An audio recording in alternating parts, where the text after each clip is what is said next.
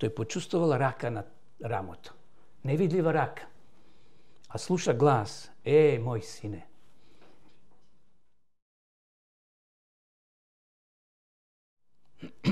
Ти се уште не си дома. Ти се уште си гостин овде. Твоето дома не е овде, на небото. Биди силен, биди храбар. Затоа што наскоро ќе дојде тој ден кога за секојаш ќе бидеш со мене во вечноста. Браќи и сестри, да му веруваме на Бога. Ние се уште не сме дома. Генерации поминуваат. Ние сме трета, четврта генерација. Моите замина.